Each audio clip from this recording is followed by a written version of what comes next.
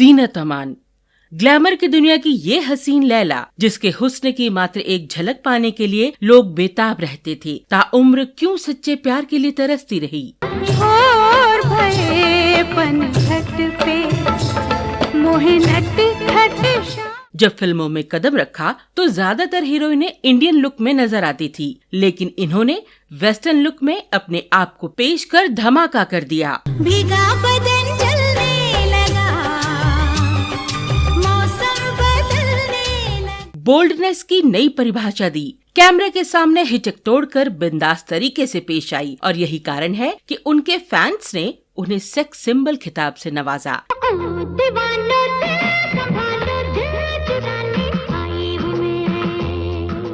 बिंदास होने के साथ हुस्न का जलवा बिखेरने वाली इस अदाकारा के साथ वही हीरो या डायरेक्टर काम कर सके जिसने इनकी शर्त मानी।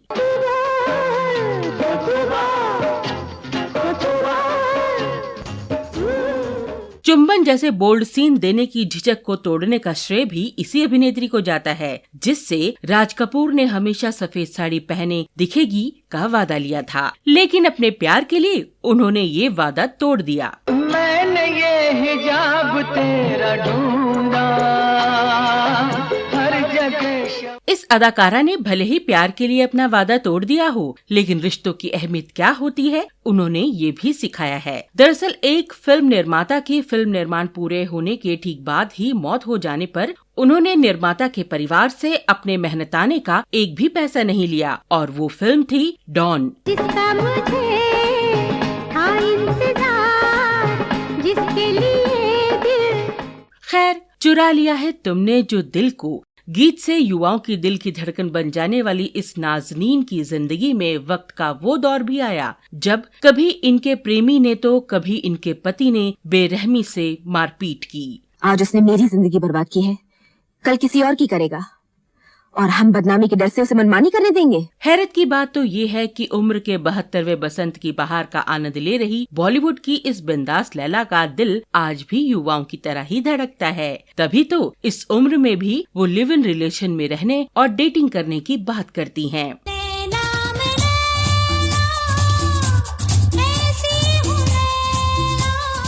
नमस्कार दोस्तों, मैं हूँ रविंद्र और आप देख रहे हैं फ्लैशबैक मोमेंट्स। मादक शरीर, बला की खूबसूरत और मनमोहक मुस्कान के लिए जब इस ब्यूटी क्वीन ने बॉलीवुड में कदम रखा तो मानो हंगामा मचा और ऐसा होना लाजमी भी था। विदेशी लुक वाली इस लड़की ने एक्टिंग से लेकर बोल्डनेस का ऐसा जलवा बिखेरा कि जिसका कोई जवाब नहीं, और फिर इसने पुरुष प्रधान फिल्म इंडस्ट्री को अपने इशारों पर नाचने के लिए मजबूर कर दिया। 70-80 के दशक में इनके किस्से हेडलाइंस में छाए रहते थे। नेम फेम पैसा शोहरत तो मिला पर मुकम्मल प्यार के लिए तरसती रही। हिंदी सिनेमा की इस सदाबहार अभिनेत्री की जिंदगी की किताब का हर हर्फ बहुत दिलचस्प है। आइए आपको उसी जिंदा दिल अदाकारा से रूबरू करवाते हैं जिसके मुहपाश में कभी रशिया से लेकर अमेरिका के प्रशंसक तक बंध गए थे। जी हाँ दोस्तों, आज हम जिस अभिनेत्री के बारे में बात करने जा रहे हैं उस बिंदास, बोल्ड और खूबसूरत हसीना का नाम है जीनत अमान।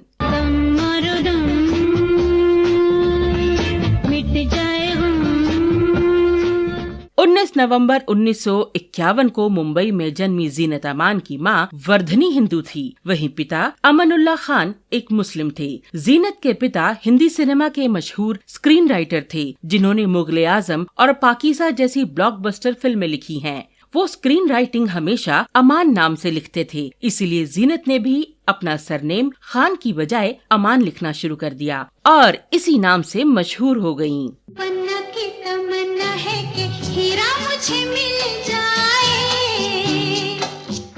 जीनत अमान के माता पिता का भी तलाक हो गया था।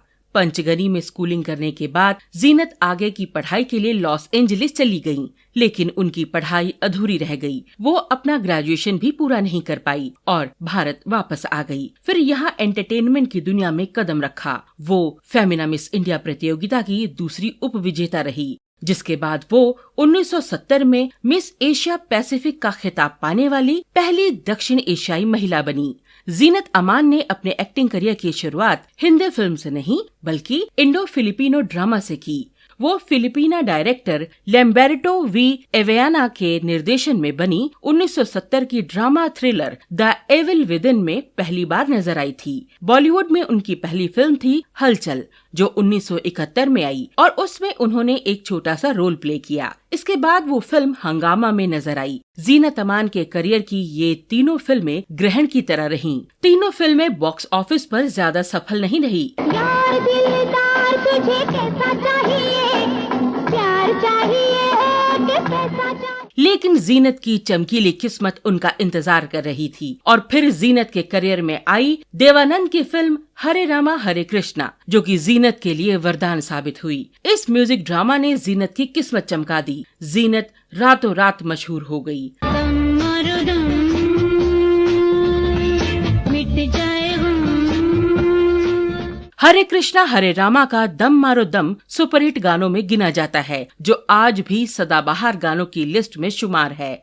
इस गाने के जरिए देवानंद और जीनत ने बॉलीवुड में हिप्पी कल्चर की शुरुआत की थी। गाने को लेकर काफी विवाद भी हुआ था। गाने में मादक पदार्थों का इस्तेमाल किए जाने पर खूब बवाल मचा था। इसे उस वक्त ऑल इंडिया रेडियो पर बैन भी कर दिया गया था। इस कल्ट क्लासिक के लिए अमान को सर्वश्रेष्ठ सहायक अभिनेत्री का फिल्म फेयर पुरस्कार मिला। दुनिया ने हमको दिया क्या, दुनिया से हमने लिया क्या। इस फिल्म के बाद जीनत के पास ना तो कामयाब फिल्मों की कमी रही और ना ही पैसों की। वो हिंदी सिनेमा की टॉप एक्ट्रेस में गिनी जाने लगी। 70 और 80 के दशक में जीनत सबसे ज्यादा कमाई करने वाली अभिनेत्रियों में से एक थी। जिंदगी ने दी हो थोड़ा सा धुआं उठा और जीनत अमान की एक और स्टार स्टडेड फिल्म रोटी कपड़ा और मकान थी। ये फिल्म भारत यानी मनोज कुमार और उनकी प्रेमिका शीतल की कहानी है, जो किरदार जीनत अमान ने बखूबी निभाया। 1973 में आई फिल्म यादों की बारात की सफलता के बाद जीनत के करियर को तो मानो पंख लग गए। फिल्म में चुरा लिया है तुमने जो दिल को गीत जीनत पर फिल्माया गया, उससे वो युवाओं के दिल की धड़कन बन गई। चुरा लिया है तुमने जो दिल को नजर। इसके बाद उनके लिए मील का पत्थर साबित हुई राज कपूर की मास्टरपीस ब्लॉकबस्टर फिल्म सत्यम शिवम सुंदरम। इस फिल्म को पाने का किस्सा भी मजेदार है। इस फिल्म के रूपा के किरदार के लिए जीनत राज कपूर की पहली पसंद नहीं थी। कहा जाता है कि जब राज कपूर फिल्म में लीड हीरोइन चुनने के लिए ऑडिशन कर रहे थे, तभी जला हुआ चेहरा लेकर एक देहाती लड़की उनके ऑफिस में पहुंची। ये लड़की कोई और नहीं बल्कि जीनत अमान थी। जीनत की इस स्पिरिट को देख राज कपूर ने उन्हें तुरंत फाइनल कर लिया था और फिर जीनत को मिली अपने करियर की एक और बेहतरीन फिल्म। सत्यम शिवम सुंदरम, सत्यम शिवम। जीनत अमान की मदहोश कर देने वाली काया ने भी सभी को हैरान कर दिया। कौन भूल सकता है कि सत्यम शिवम सुंदरम फिल्म का वो सीन जिसमें वो सफेद पारदर्शी साड़ी में दिखी हैं। सत्य तो ये भी है कि इस फिल्म में उनके अभिनय कौशल को भी लोगों ने खूब सराहा। जीनत अमान को फिल्म के लिए सर्वश्रेष्ठ अभिनेत्री के लिए फिल्म फेयर पुरस्कार के लिए नामांकित किया गया था। पूछने आई हूं, अगर ये पाप है तो वो क्या था? वो तुम्हारा बीवी को घर में छोड़कर रोज रात अपनी प्रेमिका से मिलने जाना। सत्यम शिवम सुंदरम के बाद आई उनकी एक और ब्लॉकबस्टर फिल्म डॉन। ये वही फिल्म है जिसमें अमिताभ बच्चन ने कहा था कि डॉन को पकड़ना मुश्किल ही नहीं नामुमकिन है। फिल्म में बिग बी को कंपनी देने वाली जीनत अमान रोमा के रूप में है, जो डॉन विजय के साथ कदम से कदम मिलाकर चलती है। जिसका मुझे था इंतजार, जिसके लिए दिल। दुनिया को शायद ही पता हो कि जीनत ने इस फिल्म में काम करने का एक भी पैसा नहीं लिया था। दरअसल डॉन फिल्म का निर्माण पूर्ण होने के ठीक बाद ही निर्माता की मौत हो गई और जीनत ने पैसे के बदले मानवता को अहमियत देते हुए मेहनताने का एक भी रुपया निर्माता के परिवार से। दरिया दिल जीनत अमान की एक और फिल्म जिसने कल्ट स्टेटस हासिल किया वो है द ग्रेट गैम्बलर। इस फिल्म में जीनत अमान को अमिताभ बच्चन के साथ शबनम के रूप में जोड़ा गया है, जो एक क्लब डांसर है। द ग्रेट गैम्बलर एक और उदाहरण है कि कैसे जीनत अमान ने अलग पहचान बनाई और भूमिका को अपना बना लिया। तुम सोचती बहुत हो, लेकिन क्या किया जाए, ये सब हमारे बिजनेस में शामिल है। Come on. एक और फिल्म है कुर्बानी, जिसमें जीनत अमान ने शीला का किरदार निभाया है, जो एक कैबरे डांसर और गायिका है। 1980 की सबसे ज्यादा कमाई करने वाली फिल्म और जीनत की आज तक की सबसे पसंदीदा फिल्म मानी जाने वाली कुर्बानी अपने ब्लॉकबस्टर गानों के लिए मशहूर है। खास तौर पर आप जैसा कोई मेरी जिंदगी में आए और लैला ओ लैला अपनी अदायगी से जीनत ने दोनों ही गानों को जीवंत कर दिया था।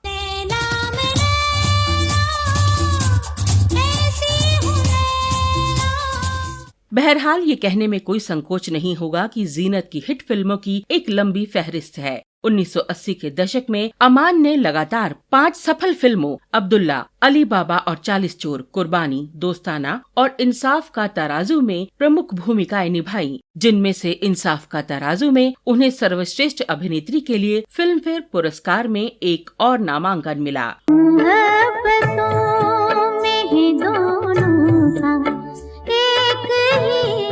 उन्होंने 1980 के दशक में फिल्मों में अभिनय करना जारी रखा। उनकी सफल फिल्मों में लावारिस, महान, पुकार, जागीर, तीसरी आंख, हमसे है जमाना शामिल हैं। मैं अखबार में आपके मशहूर निहार सिंह मर्डर केस के बारे में पढ़ा करती हूँ। सचमुच आपने वो केस जीत कर कमाल कर दिया।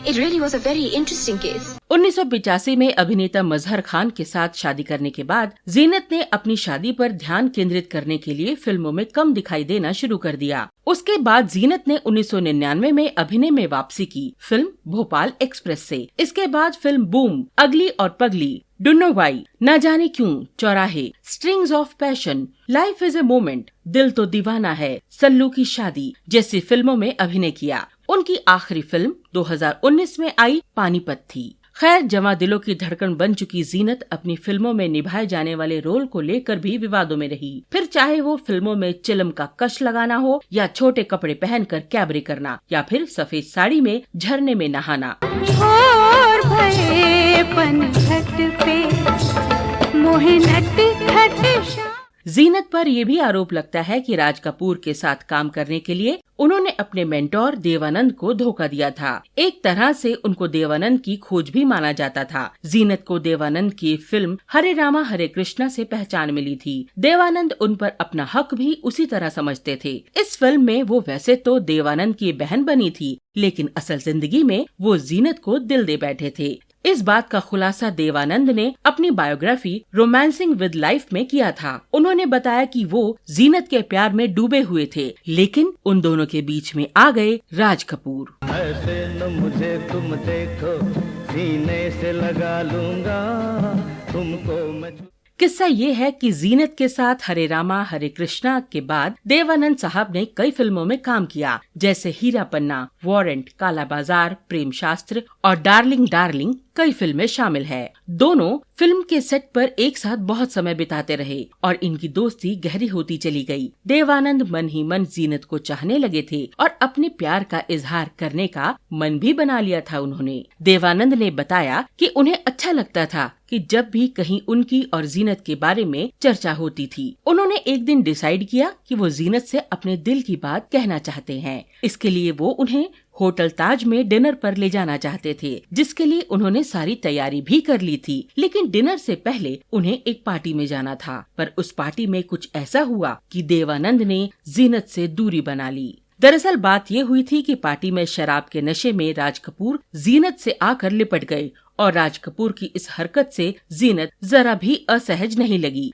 जीनत ने भी वैसे ही राज कपूर को अपनी बाहों में भर लिया। बस इसी चीज को देखकर देवानंद को दोनों के रिश्तों पर शक हुआ। राज कपूर ने जब नशे में जीनत को कहा कि वो अपना वादा तोड़ रही है कि वो हमेशा उनको सफेद साड़ी पहने दिखेगी, इस वाक्य से उदास देवानंद का दिल टूट गया और वो चुपचाप से पार्टी से अकेले ही निकल गए। वहीं जीनत अमान से बाद में जब इसके बारे में पूछा गया तो उन्होंने कहा कि इस रात जो कुछ भी हुआ वो उनका नजरिया था। वो कहती हैं कि उस दिन देवानंद ऐसा कुछ करने वाले हैं, इस बारे में उनको कोई जानकारी नहीं थी। जीनत का मानना है कि ये एक तरफा इश्क था देवानंद का, जिसके बारे में उनको ना तो कुछ पता था और ना ही उनके दिल में देवानंद के लिए कोई ऐसी भावना थी। पर देव साहब ने हमेशा ये माना कि जीनत ने राज कपूर के साथ काम करने के लिए उनको धोखा दिया।